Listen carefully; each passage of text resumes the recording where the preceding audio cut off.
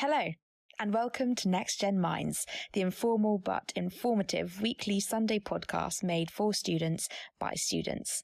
I'm your host, Maddie Clark, and together we'll start a much-needed conversation with students, experts, and other special guests about mental health. We'll bust some myths, find out what are the best ways to manage our well-being, and if all things fail, we'll simply manifest our way to sanity. NexgenMinds is part of an important initiative to draw attention to the mental health crisis unfolding amongst the future generation and to eradicate the stigma and taboo of talking about mental health. If you feel that any areas or topics discussed affect you, or you're simply feeling lost or overwhelmed, head to the NexGen Universities website for resources on how to cope, including the 30-day Mental Reset Challenge. This challenge includes short 3-minute videos to help equip you with a toolkit of useful coping mechanisms and ways to strengthen your well-being. So, without further ado, let's start talking and make a change.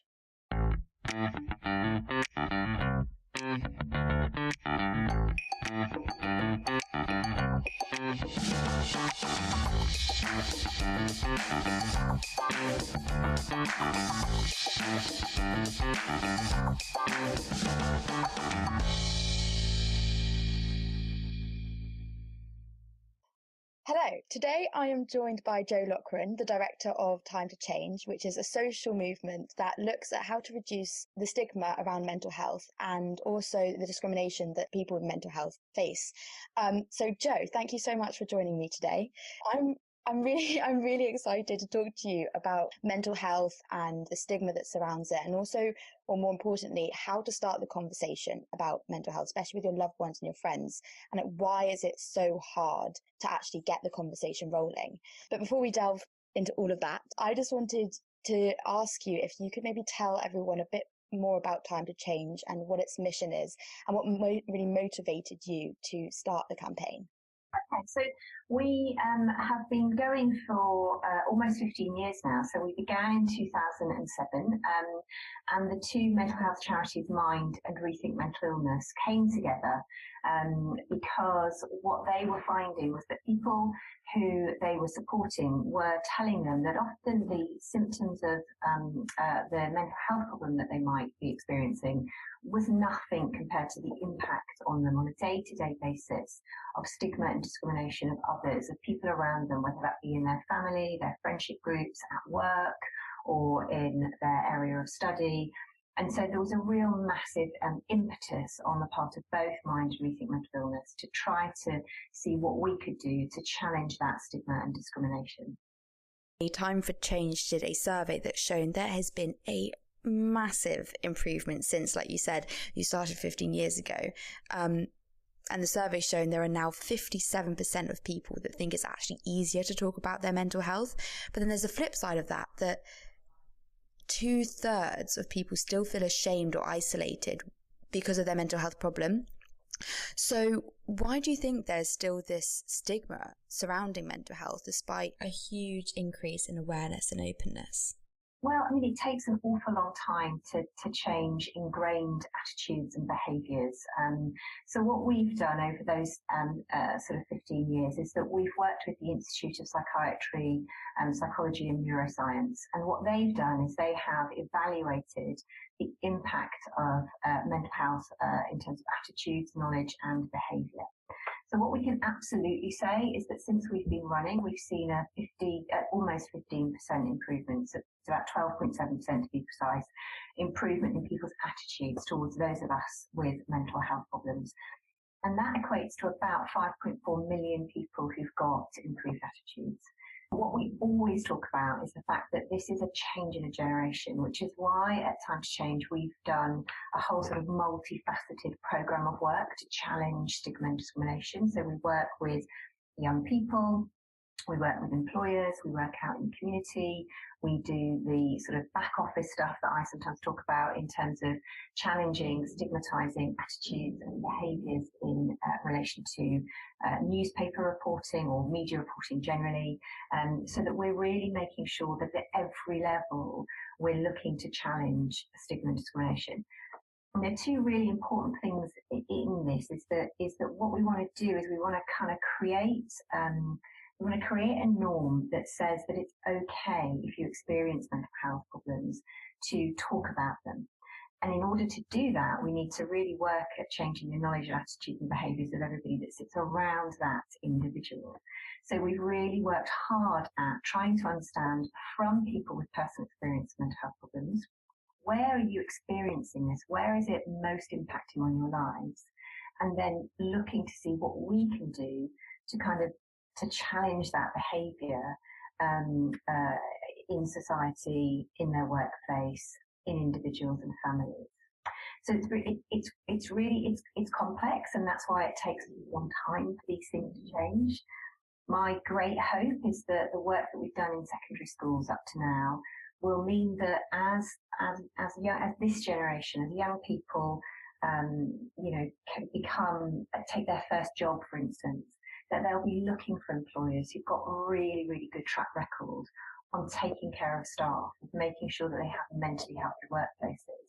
And that's one of the things that they'll kind of be demanding when they get out into the world of employment.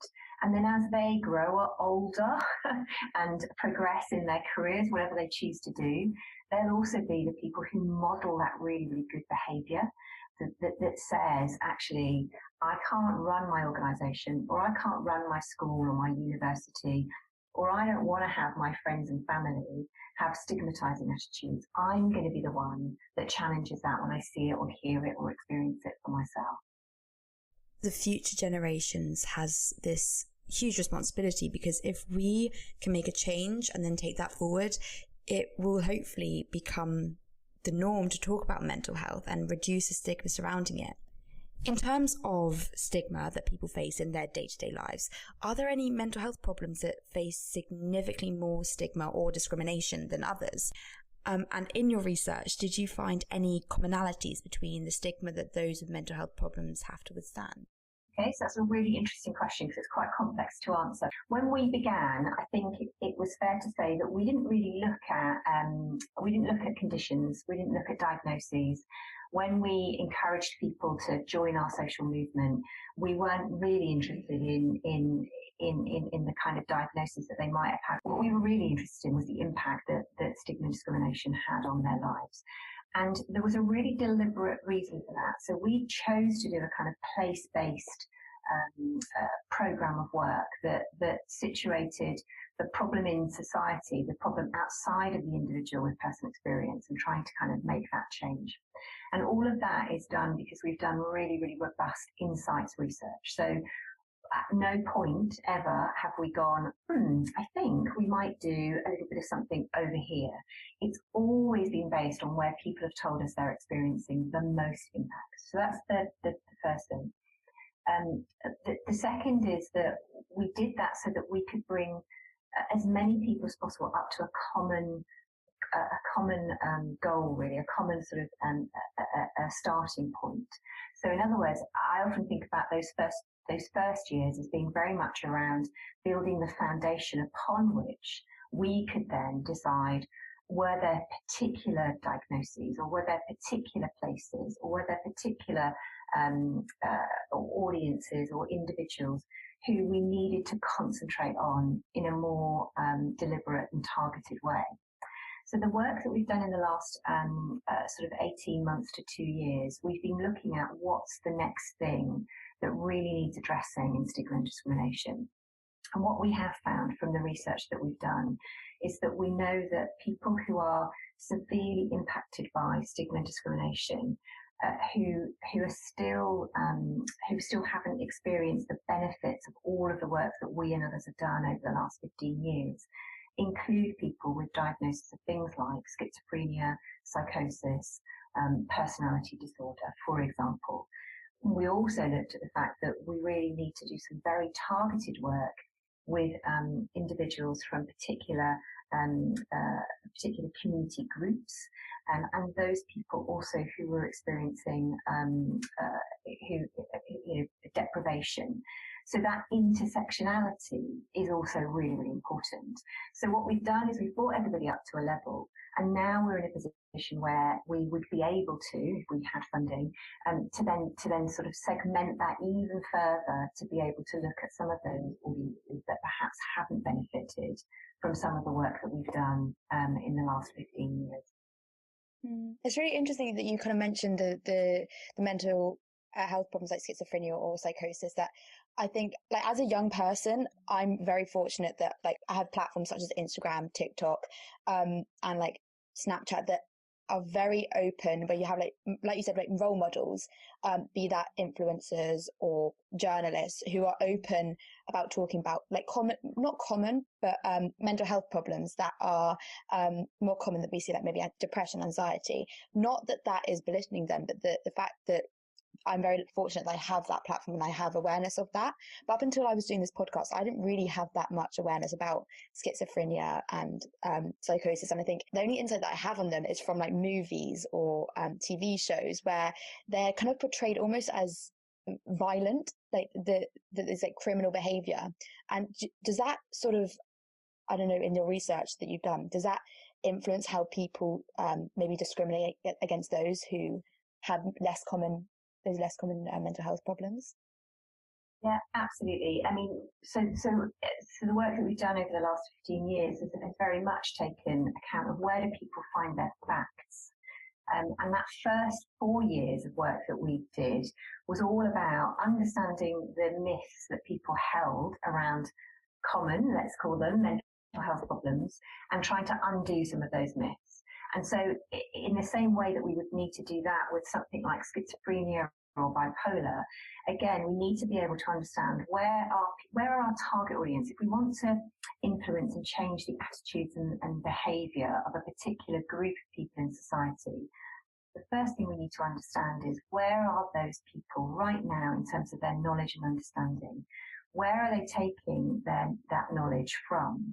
And is that a reliable source? And if people have got myths and misunderstandings around a particular condition, we need to know that, because then we need to find ways to address that, to replace myths with facts.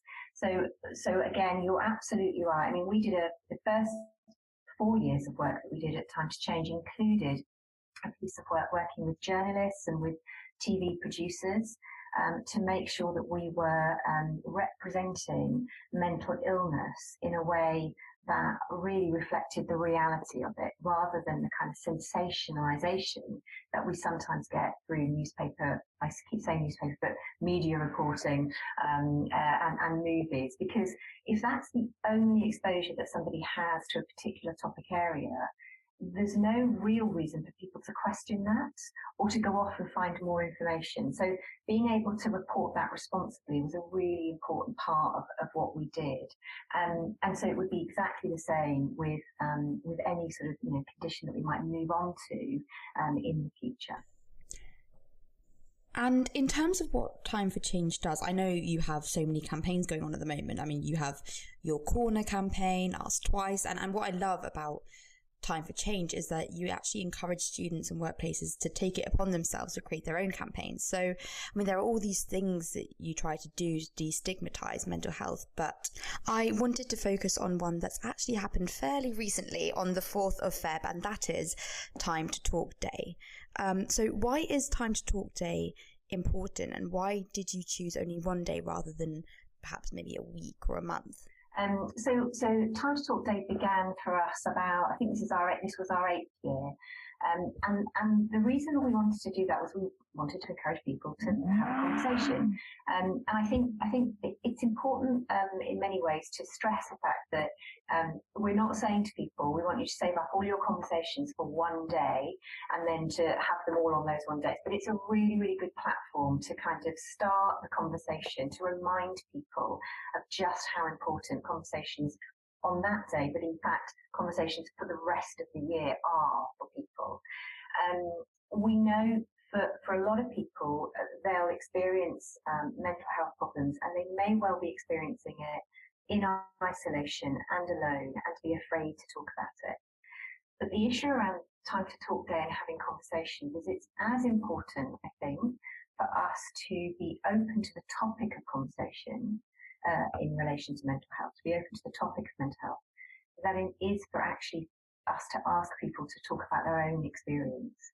So I need to be able to know that if I want to talk about my experience, depression, that I'm going to be able to do so in a safe place, that I know that my neighbour or my work colleague or my friend or a member of my family will be non-judgmental and will be willing to hear what I have to say, to listen to what I have to say, and not fix the problem and not be an expert, because that's not actually what I'm asking them to do.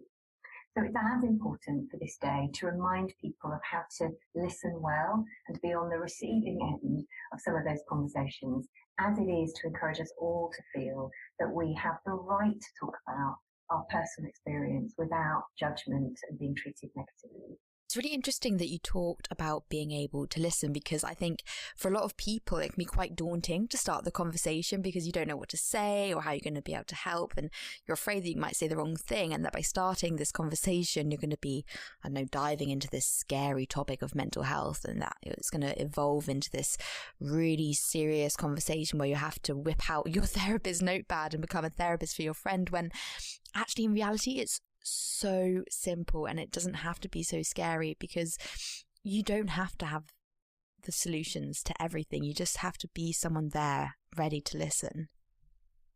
It's absolutely, and I think that we can really massively underestimate the power of having somebody to talk to and to hear what you have to say. And sometimes it's around, I often think about it in terms of, does it fix the problem? Well, no, actually it doesn't. Is it going to immediately make that person feel better? Well, no, probably not. But over time, the ability to know you've got somebody to talk to, and again, we sometimes overestimate or underestimate the reaching out to people. So again, as you say, it doesn't have to be a kind of sit-down conversation or a kind of, okay, I've got to make time now for this conversation because it's going to happen in the next 20 minutes.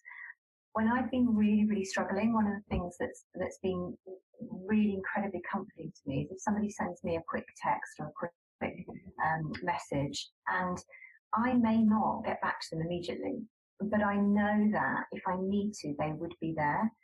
And even if I don't feel like I'm ever going to reach out to them, knowing that somebody was thinking about what I'm going through at that particular time is incredibly comforting. And we know that from talking to people that's a kind of quite a common response. And let's not underestimate the power of talking. Let's not underestimate the power of being open to the topic of conversation. And let's not underestimate the fact that actually talking about this could be the first time that somebody's been able to bring their whole selves to work, to college, to university, to the party. It's part of us all, and we have the right to be able to kind of, talk about that when it's right for us, and hope that we have a really good response to that. And that's what we're trying to encourage other people to do. So think about what your response would be. I love the phrase that you said, bring your whole self to the party. And I think it's hard. It's really hard to do that, because it's almost like we don't want to bring our whole selves because we don't want to feel maybe sometimes like a burden when we're talking about things, and we want to leave the kind of the bad stuff in the back of the storage room, and we just kind of put that to the side and only bring the part of us that we want people to see and we think that people are going to want to hear. But let's say you do start the conversation, you do say, how are you? And someone, it's very typically British to do this, is kind of brush it off, make a joke, or just go, how are you? Good. Okay, brilliant. Let's move on with the conversation. What would you recommend people trying to do if they think that people are a bit more walled up or don't immediately open up to how they're feeling? I mean, we ran a campaign we do an annual campaign for this last 5 years, which you referred to a bit earlier, Ask Twice. So one of the pieces of research that we did, our insights research, said, and again, you're right, it's very, very, very British, where we often say to somebody, almost as a greeting, almost as a replacement for hello, we go, how are you doing? And then we moved on, because we're not really that interested in the answer. But actually, if we are worried about somebody, we would absolutely recommend to ask again, because what that shows is that one, you've clocked that something might not be okay for that individual. Two, you're showing that you are really interested in genuinely what's going on for them. And it signals to somebody who's hearing that this is now okay for me to then say, actually, do you know what? I'm not doing okay at the moment. And that is the beginning of a conversation. Now, I think the other thing that we've got to remember is that sometimes we may begin that conversation and it's not the right time, and it may not be the right time for the recipient, or it may not be the right time for the person who needs to talk about something. So I think the other thing is, don't be afraid to sort of say, okay, look, why don't we set the time, if now's not convenient, don't be afraid of the fact that you've got to do it. As I was saying earlier, the fact that somebody knows you've clocked it and that you're interested in what's going on for them and that you've made a time for them may be sufficient. And that's a really important, thing to, message, I think, to leave with people. The other thing that I really wanted to emphasise about the Time to Talk Day stuff and this year's theme. So this year's theme was the power of small. And it was really all about trying to encourage people to understand how the really small things that we often feel are completely insignificant, we have no idea that if we send a text, it's going to make any difference at all. And sometimes we'll do things and we don't see the power of that play out, because somebody will receive that while they're at home, or they may never reach out to you. So you have no idea whether the impact of you sending a small text, you have no idea whether that's had an impact. But I think that it's really important to remember that all of those things do make a difference to people.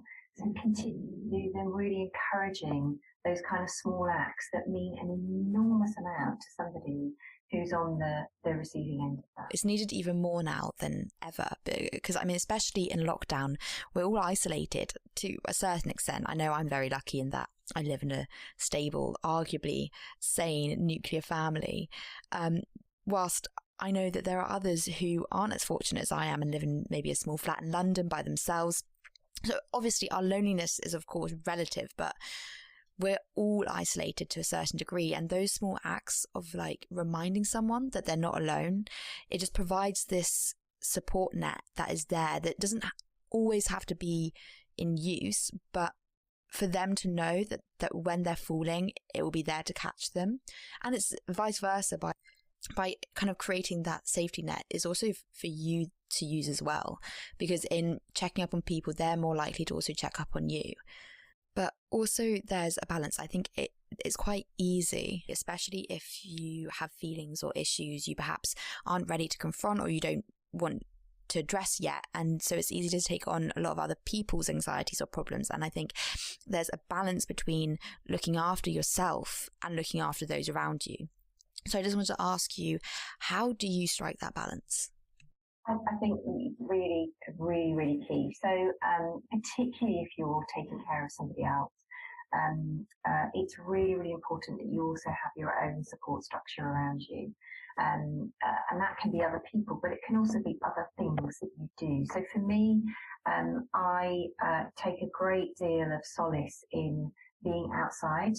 I love going for walks. I spent all of the kind of lockdown going on walks near us, and there's some beautiful sort of countryside around us, and being really cognizant of what was going on around me. So if I was going out pretty much every day for a walk, it's amazing the tiny things that you pick up that change in nature. And that was just so heartening for me. It really made me feel much, much better about what was going on around me that was completely out of my control.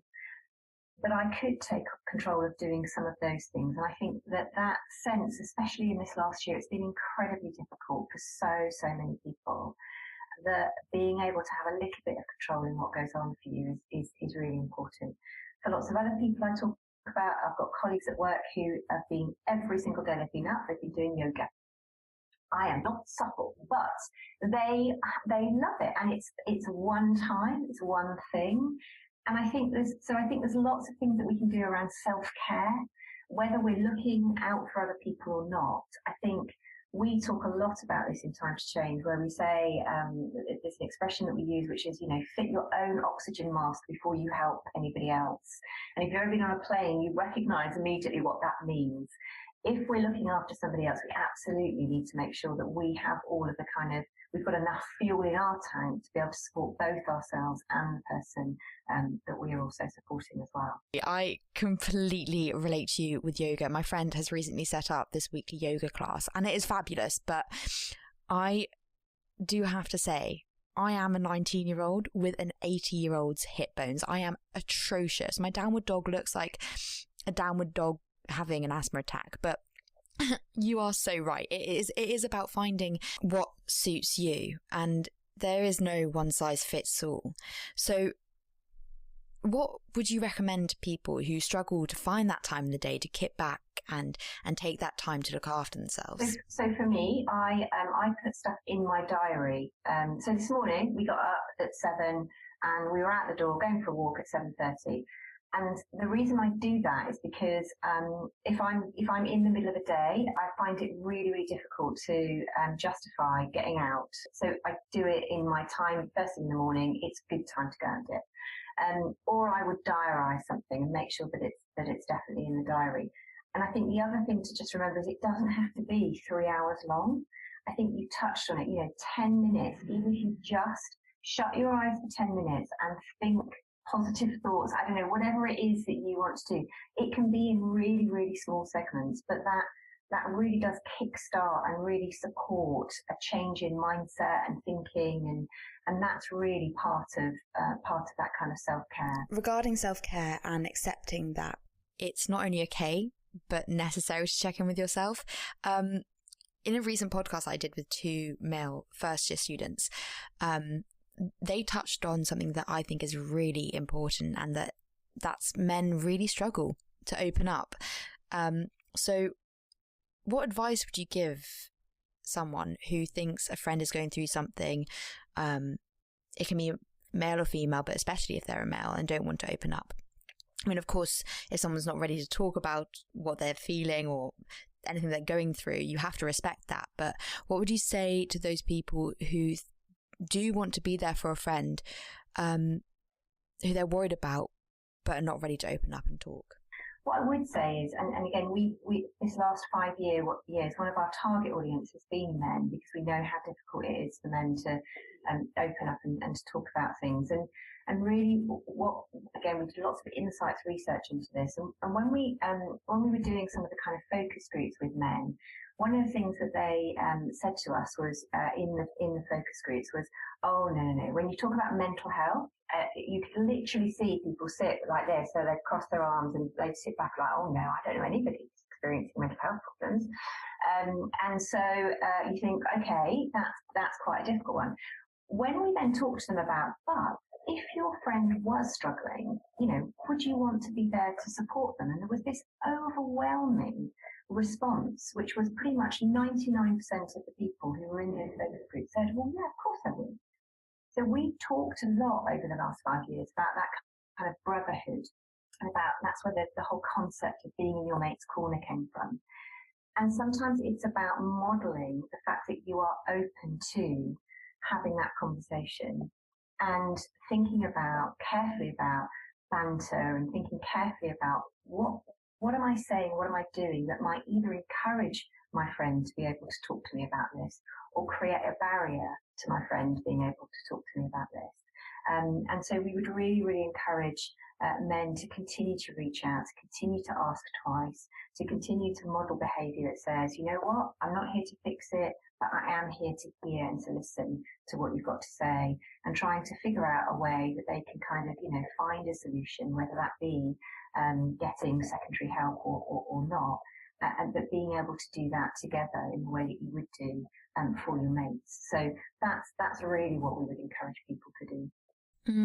I'm just saying, how are you? It doesn't mean that you're going to be the one to fix everything, but without starting the conversation, I think people just don't know how to express their feelings. I think it's really hard to put into words what is going on, and am I feeling anxious, depressed, sad, happy, to pinpoint what exactly is going wrong. I mean, the amount of times my mum's probably walked into my room and I've been sat there bawling my eyes out and she's like, what's wrong? And I'm like, I just don't know. It's really hard to actually put into words emotions, because it's all in your head. It's running around, and it becomes a spiral. But by speaking about it, it provides an outlet to not like to dissect what's going on, but just kind of start to understand what you're feeling. And one of my friends, actually, Will, he had this really interesting idea. And that was, rather than asking like, how are you, was instead to say, what are you feeling? Because how are you, it almost becomes an impulse. The reflex is just say good, whilst what are you feeling really requires more reflection. What do you think? I think that's spot on. I mean, I think we often don't have the language to express how we think and how we feel about our emotions, because we're not necessarily encouraged to do that as we grow up. And particularly if you're male, even now, I think things are changing, but particularly for men, we often sort of we don't necessarily encourage men to express how they're feeling. And so that makes it even worse. So you can't find the language. You don't know how to articulate what you feel. You don't know whether or not, if you do articulate what you feel, somebody's going to judge you negatively. So I think a whole series of things that we kind of have to unpick for people. And that becomes really, really difficult. And I think one of the other things, just to go back to kind of, what can somebody do in that case? And I think particularly with kind of the male, the bond that exists between men, the brotherhood that exists. Again, oftentimes we're like, okay, so what do I need? When can I have this conversation? And men particularly, without wanting to sort of pigeonhole, but do tend to want to fix. And so really being able to leave that at the door, finding solutions and fixing is not important, and really encouraging people to continue to do all the things that they would normally do until that person's ready to talk about it. So, if your thing is to go to the pub and have a few drinks and talk about the world, life and universe, carry on doing that. There may well be an opportunity where you can start to talk about emotions, but it's all about that demonstrating and modelling that you're open to listen and hear what somebody has to say. Yeah, and by creating that space, it will also be a space that you can use later on. I mean, if you demonstrate that you're open, you also create an opening that you can use when you need it later. I mean, totally spot on, really. I mean, and I often talk about this in terms of my job. So if you do, people say, what do you do for a living? And I'll say, well, I'm fantastically proud to be running this kind of like Time to Change program. It's all about challenging stigma and discrimination. Almost immediately, people will begin to talk to me about themselves, husband, wife, kids, about their experience of mental health. And why is that? It's not because I've got a really sympathetic face. It's nothing to do with me at all. It's to do with the fact that I have said what I do for a living. So I am a very, very safe space for people to be able to talk about that as a topic area. They know that they're not going to be judged negatively, that I don't care whether or not they've got, mental health in the family, because actually it means, it is not a thing that I'm going to judge people on. And so they feel safe in being able to be open and to talk about that. And if we could create that, if we could replicate that in every interaction that we have, imagine how amazing that would be in terms of what we'd be able to talk about and what we'd be able to, just thought for people. And sometimes it's not about seeking medical intervention. Sometimes it is just about being able to express and articulate what's going on for you and how you feel. Besides on an individual level, this podcast is specifically for students. So what can a secondary school or university do to create that safe space that is not just tick boxing on Mental Health Week or getting speakers in, but actually creating that culture of security and safety surrounding the conversations of mental health? It was really important that we took a kind of multi-level approach. So in the same way that we would do out in society, if you think about school settings, let's say, as the universe, it was really important that we had a kind of multi-leveled approach. So it's easy to go in and talk to a really keen teacher or teachers about what you're trying to achieve. But what we know makes a difference is that we have to have buy-in at senior level and at senior management team. We know that we need to take, again, putting your own oxygen mask before others. We know that we have to have good policies in place to support staff if we're asking them to support students, or in fact have conversations about mental health. Making sure that we are leading, that students are leading this, that it's not just something that's coming from the top, but that it's being encouraged from the top, but that actually it's delivered by students and by peers.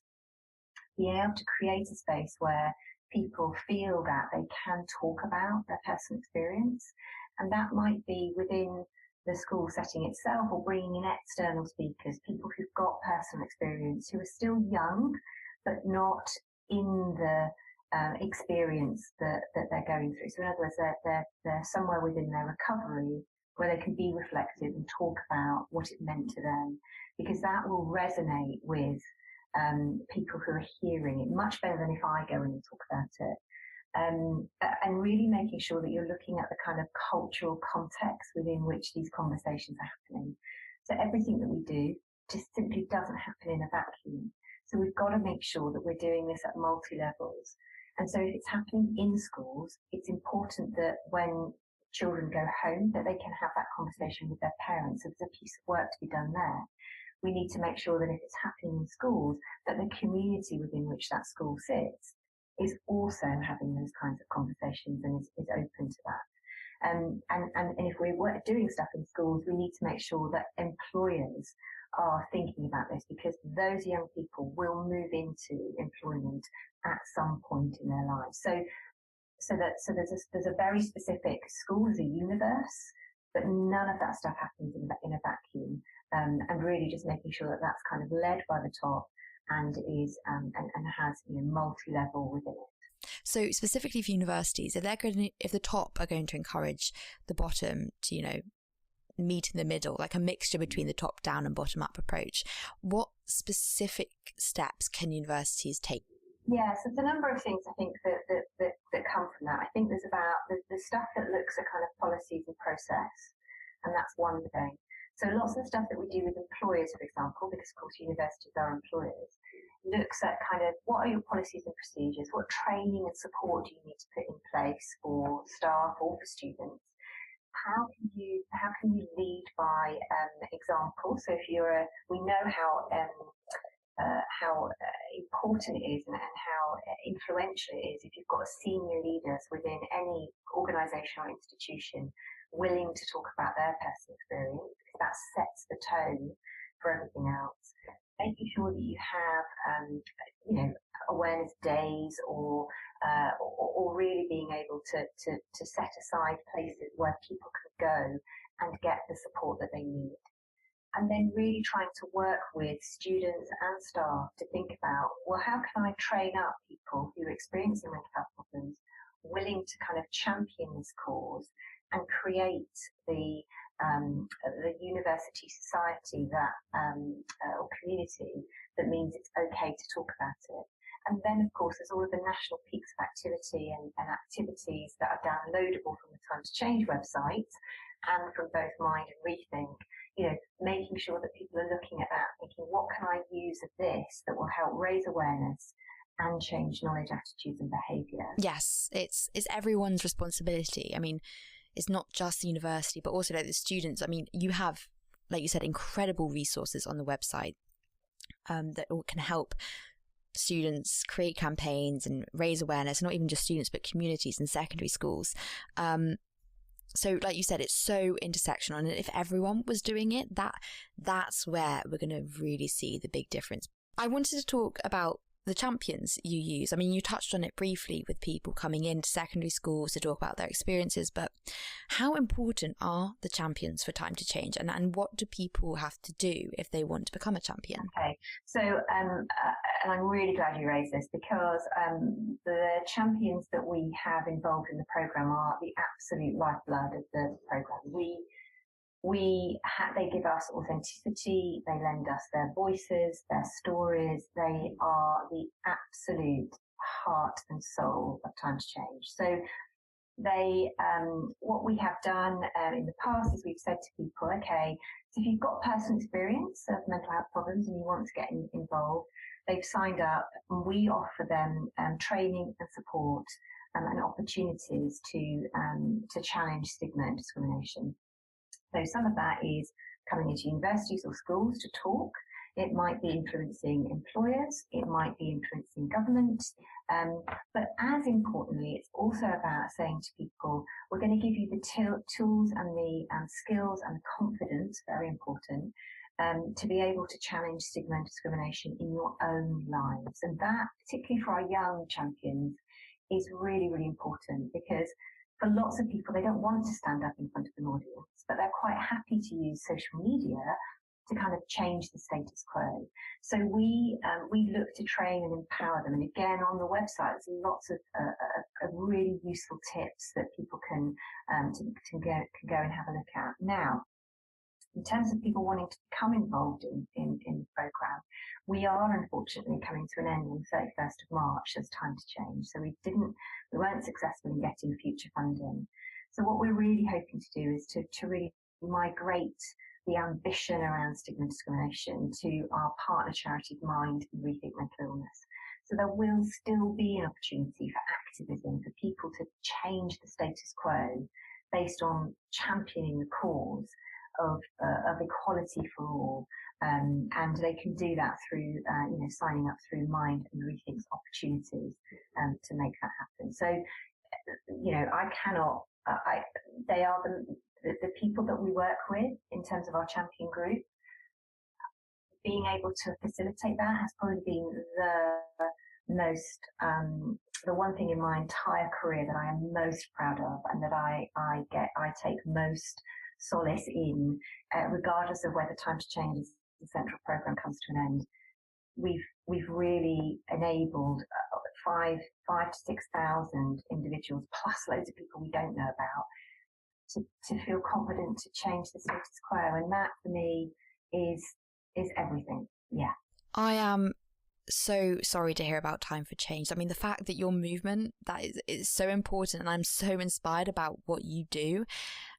It makes me, not only saddened but angry. I mean, how can such a great movement not have the support it needs? I mean, is this a sign that mental health is still not being taken seriously by the government and not getting enough funding? I think what I can say is that particularly as we come out of this pandemic, I think that we, lots of people talk about it as us experiencing a kind of tsunami of mental health problems, and I think that will come down the line. What I'm hopeful about is that we have created a movement, and in creating that social movement, we've built legacy into everything that we've done. So we've built legacy into employers continuing to deliver the employer pledge and thinking about mental health and having mentally healthy workplaces. We've built legacy in terms of passing on to all of those schools the need to say, I can't run my school without having a policy around mental health and stigma and discrimination in the same way I would do in any other setting. And we've worked with the community to be able to get them thinking slightly differently about how they deliver this locally on the ground. And then, as we've talked about, our absolute diamond in the crown is the kind of the social movement, those supporters and champions who will continue campaigning for years and years and years to come. And that's the legacy that we can leave. So it is frustrating and potentially short-sighted, but I really believe that we have started something now that is unstoppable, and we just need to encourage people to continue. Absolutely. I mean, honestly, I think Time to Change has really set the foundation and has fired the starting gun for the race against mental health stigma. And also the fact that you've worked so much with the communities and encouraged people to take responsibility.